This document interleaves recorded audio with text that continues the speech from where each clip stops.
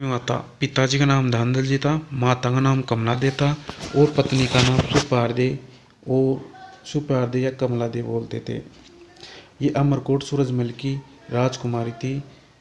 इसके दो सहयोगी थे बाबूजी के, ये चांदा और डामा दोनों ही भील जाति से थे। जब और उनकी जागीर में एक देवल नामक की एक महिला रहती थी। उसके पास एक केसर काल में घोड़ी थी। जब देव बाबूजी की शादी अमरकोट के सूरज मसोदा के होने जा रही थी, तब वो सज धज के तैयार हो गए थे। तो चांदा और डामा इनके दो सहयोगी ने बाबूजी को बोले, बाबूजी आप इतने सुंदर लग रहे हो, लेकिन आपके पास अगर केसर बढ़िया सी घोड़ी होती तो और भी सुंदर लगते।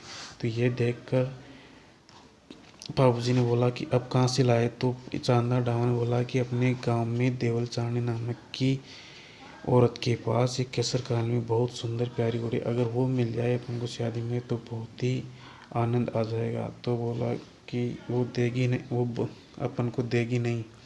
तो बोला एक बार ट्राई तो करके आते हैं अपन। जब वो बोला कि जाओ आप पूछ के आ जाओ, दे दे तो चल ले चलेंगे, अपन का क्या है। चांदा डामा जब गए वहाँ तो उन्होंने केसर काल में घोड़ी को देने से मना कर दी, क्योंकि मैं गायों को चराने जाती हूँ। पीछे से अगर कोई मेरी गायों को आक्रमण कर दे तो कम से कम माँ के गांव वाले सो ले जाके सुरक्षा तो बचा सकती हूँ, इसलिए मैं मेरी घोड़ी को नहीं दे सकता। तो इस प्रकार वो चांदा डामा आ गए और अपनी बाबूजी को बताया कि वो ऐसे बोल रही। तो बोले अगर बाबूजी आप जाओ तो आपको दे सकती है।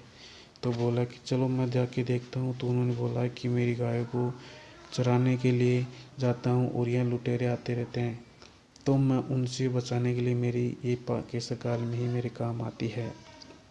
तो वो बाबूजी बोला अगर आपकी गाय को किसी ने ले गया तो मैं चाहे फेरे में कहीं भी हूँ, आधी रात में हूँ, जहाँ भी आप मेरे को याद करोगे बुलाओगे, मैं वहीं से ही दौड़ा दौड़ा आपकी गाय को बचाने की कसम खाता हूँ।